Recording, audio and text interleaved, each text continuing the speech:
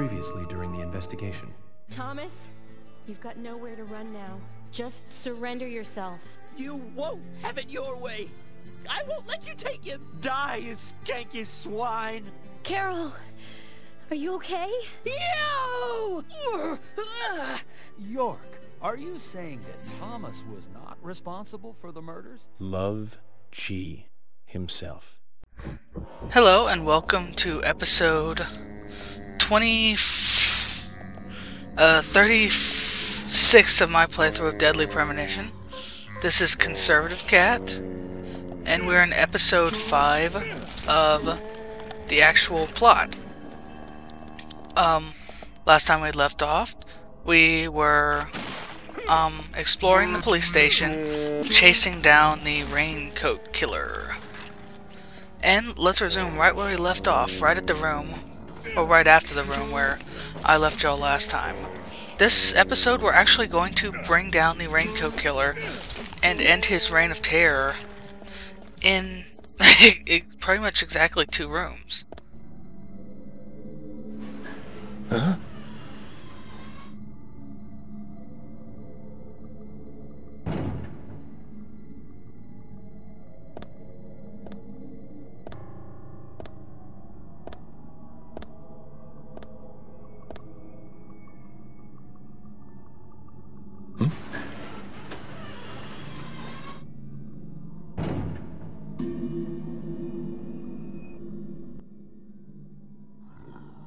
Okay, we're in the shooting range right now. Basically, we're sort of in the shooting range. We are in a shooting range, but we are on the target side of the shooting range, rather than on the shooting side. Right around this corner, see those barrels right there? Explosive barrels. And there are gun shadows on the other side of that wall right there. And they'll pretty much shoot at random intervals.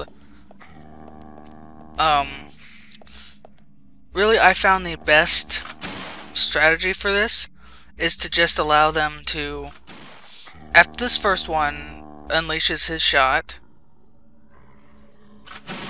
you can sort of see by the sparks that appear along the side of the wall when he finally does fire.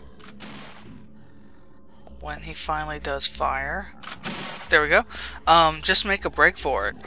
By the time, if you've waited long enough, several of the crates should be pretty much done. Watch out for here. Be sure you're not in the center, cause yeah, that's why. By the end of it, you have no reason to really wait there. You can just grab the money and go on. There's no one shooting there.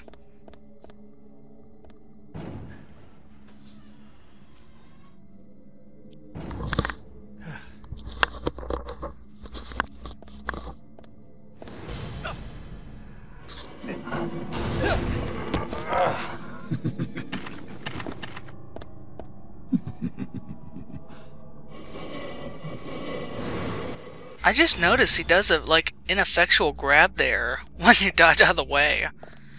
That makes it awesome. No way to proceed except through the cell. Sort of a mirror of what we found in the cell in the previous Dark World stage of the Sheriff's Department. Of course, I don't know what happened here. It's gone all labyrinthian.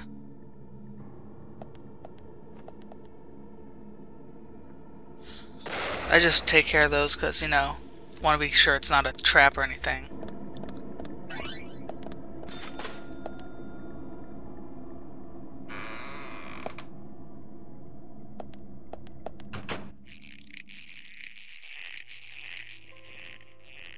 This is the stairway, what I call the stairway to heaven. It's a huge stairway that leads up to the battle arena where we will finally fight the Raincoat Killer in the flesh. It is lined with these little landings right here with barrels that you can go ahead and shoot. And they'll drop like little bits of loot, normally like $5 worth of Agent's Honor. And some food if you need it. So if you're really hungry or something, you have a little bit of preparation. You're not going into it starving. Of course, you can't sleep here. You can even get some more bullets if you want. This is the Greenvale. This song that's playing right now is called Greenvale. And it's probably... I have a lot of favorite tracks in this game, but this one is one of my favorites. It has a very Twin Peakish sound at one point. When it does, I'll be quiet. I did it in the... I played it in the background for the crate shifting minigame, and I believe Unlockables Episode 3.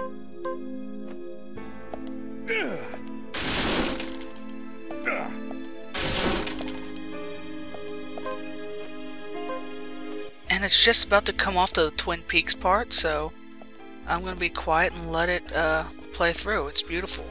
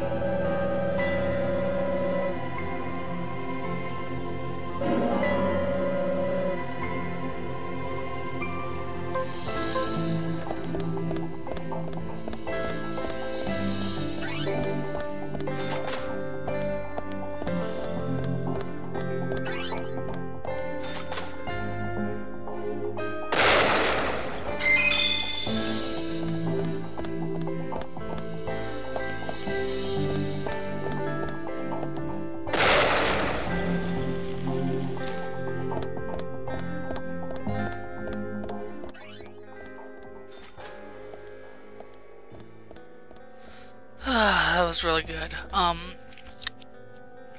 Once you've prepared in the Stairway to Heaven, you have a little rest area before we face the boss. You can shave, you can change your clothes, refresh your items, sleep.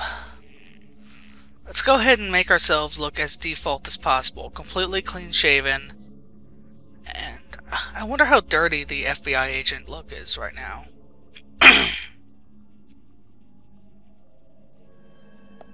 Looking good, York.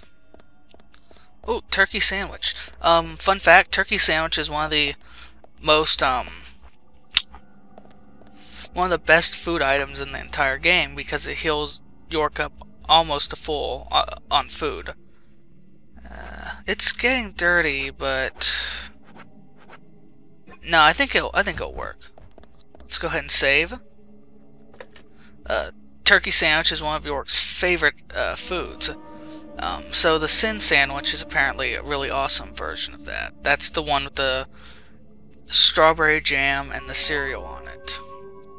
Without further ado, here we come, Raincoat Killer.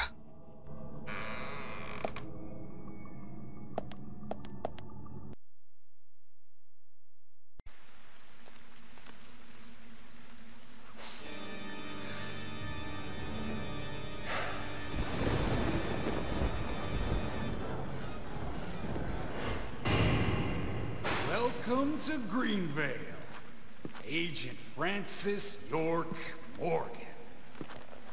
Ah, I finally got to see the real Greenvale.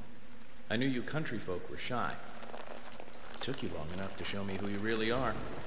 York, this is a wonderful and powerful town. Especially when it is raining. I always get depressed when it rains. Especially in this town. This town has two great treasures. Do you know what they are, York? Those seeds are one of them. But I don't think they deserve to be called a treasure.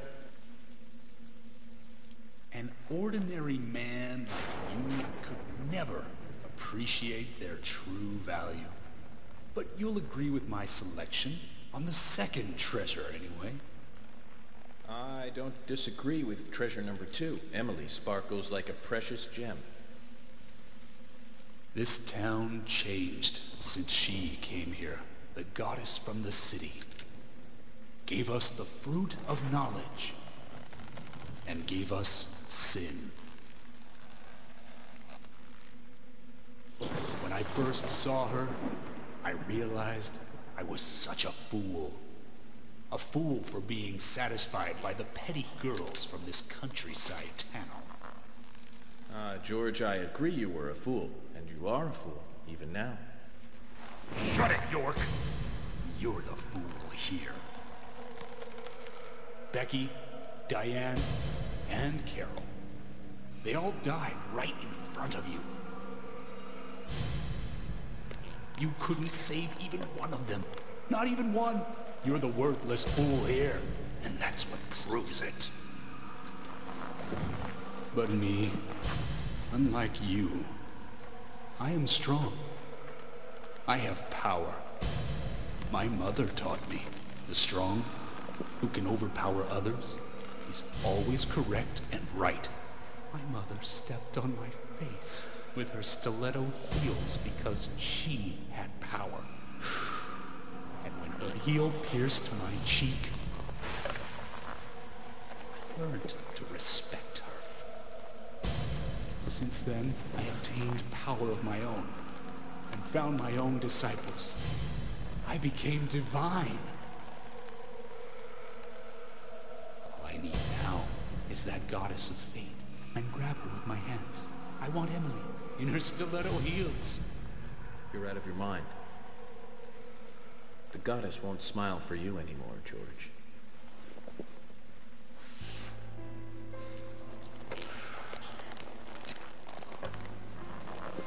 York, have you ever shot down a deer? Oh, it's so different from shooting a man. Deer hunting is great. They can be erotic creatures.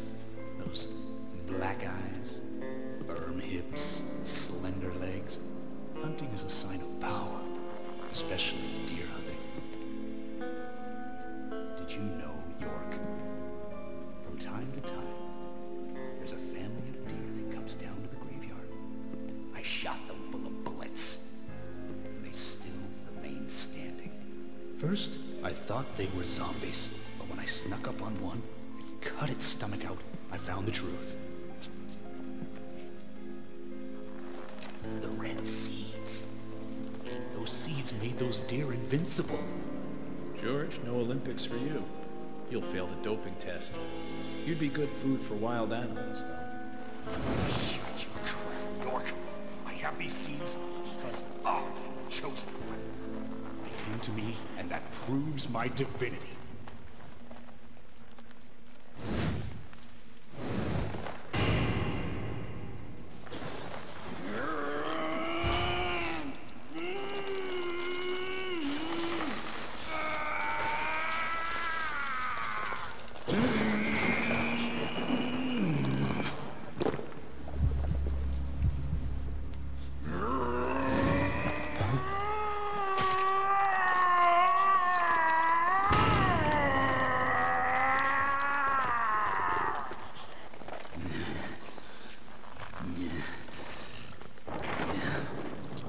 This is the mark my mother gave me. Proof of power. The red tree. The red tree? You've got that all wrong, George. That's the mark of child abuse.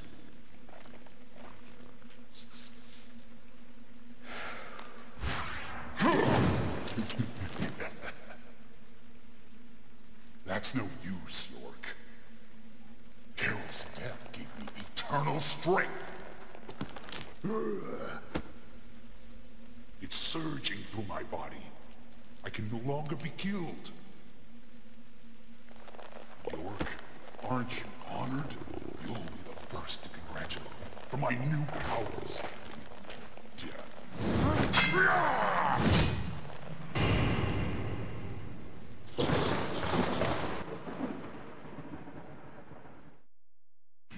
Okay, this has some really awesome music, so I'm going to be quiet here at first.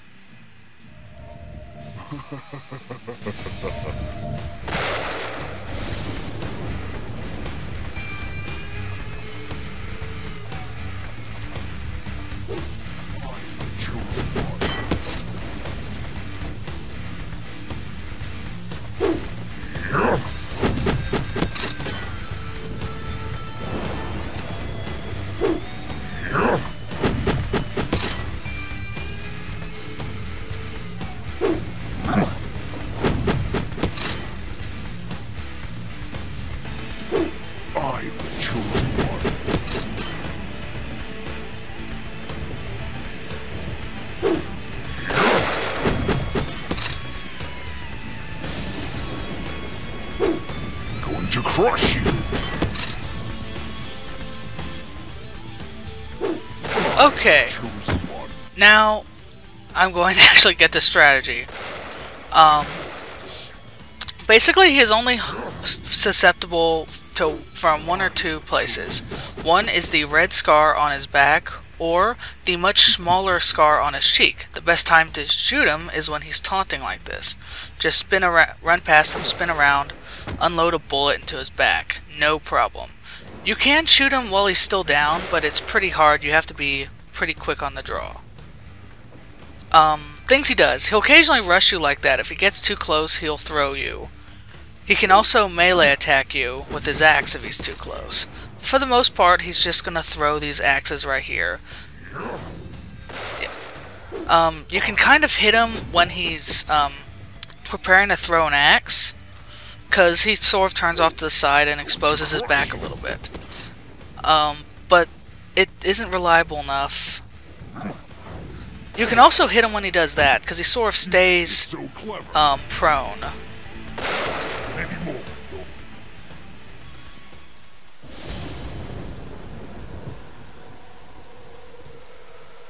Getting Anna and Becky involved was all too easy. Carol and Thomas built a secret club for me. All we had to do was tell them about it, and they were giddy to join us immediately. That's where I used the seeds on Anna and Becky. Amazing results, let me tell you.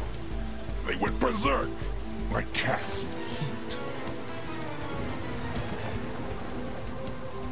Anna, especially, enjoyed the seeds. So I made my decision. She would be the first sacrifice for my immortality.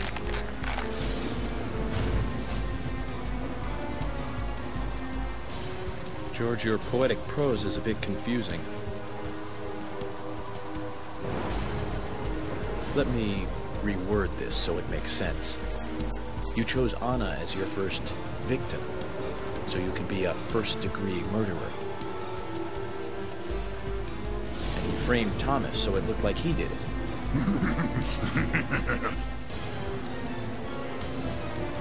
You saw him, didn't you? All made up. Poor fellow. He knew that he was only being treated as a substitute for Emily. He knew that. And Carol knew too. But they played along with your sick games.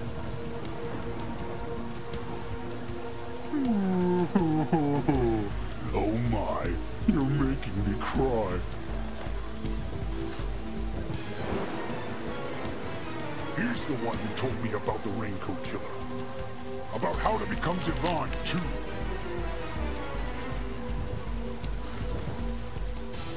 He didn't believe any of it, but when he told me, it all made sense.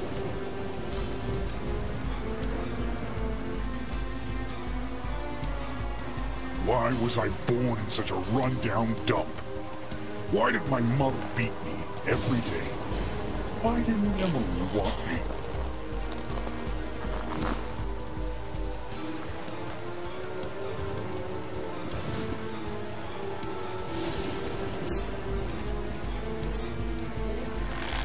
Ultimate power! Ah!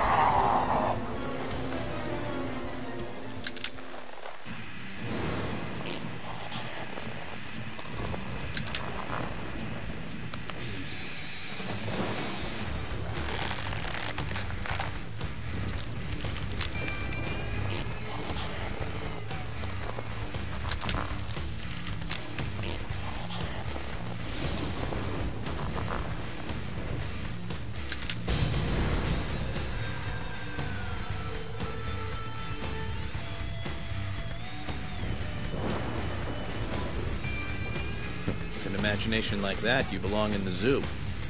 Hollywood Zoo.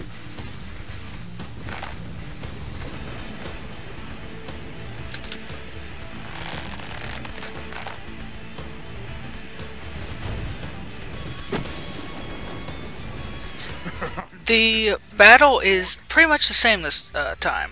He has the same weaknesses. He will throw axes periodically.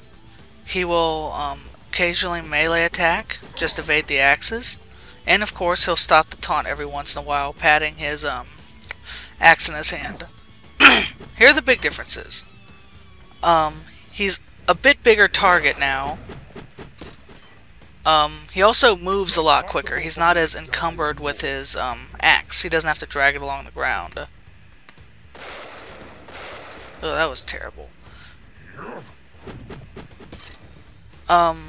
He also seems to do a little... He seems to do a little charge. He's also much harder to hit when he's down.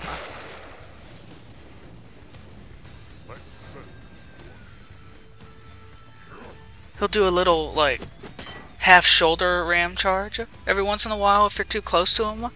If he does, just try and get out of the way. But mostly it's the same fight. Don't even try to hit the mark on his face. I guess maybe if you have a shotgun or the infinite ammo SMG, it might be worth trying. But honestly, the Magnum wrecks him so bad, you're just better off sticking with it.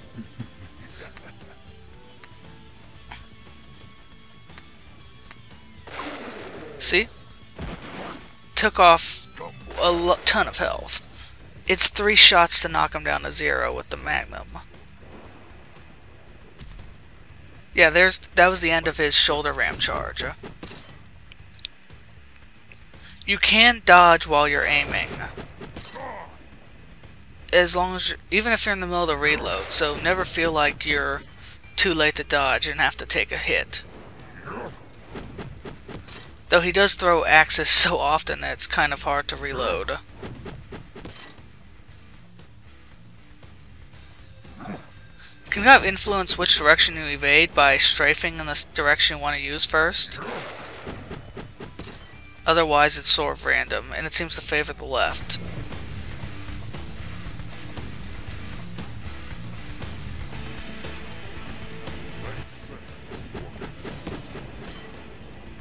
Some arena, isn't it? That combined with the battle music makes this pretty epic. Oh. You see. Thank goodness for invincibility frames.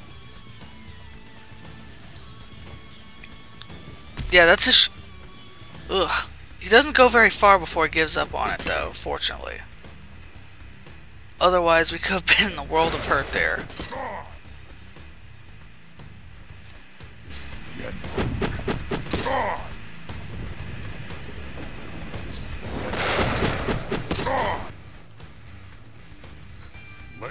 Just one more hit. It'd be really good if he taunted.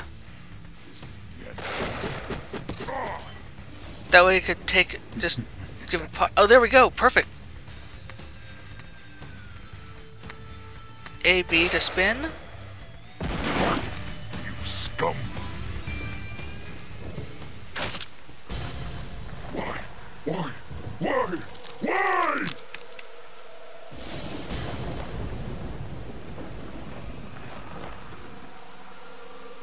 Mama, I didn't do anything bad.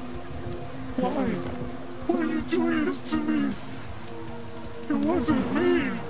I didn't do anything. I now have to apologize if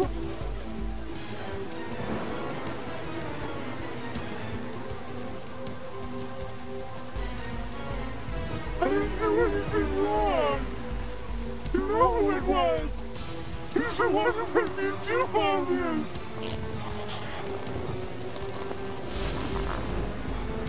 He's the one that gave me the wonderful present! And it filled me with confidence! And that was when I realized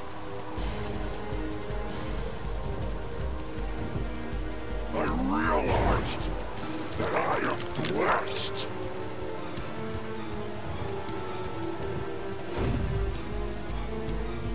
York! No, you haven't. Right to hold on to it.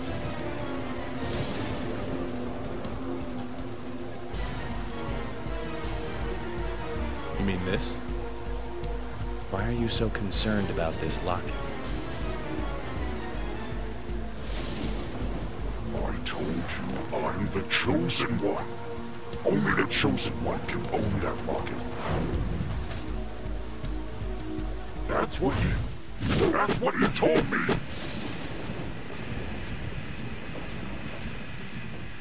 Okay, this is the final phase of the boss fight. He will toss axes at you in slow motion,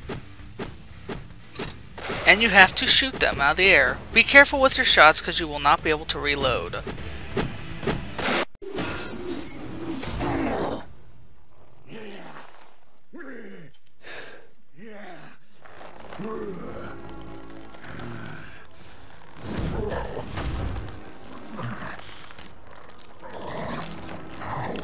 Can this be? I'm divine. No. You're a first-degree murderer. And I'm a federal agent. George, of course you're going to lose.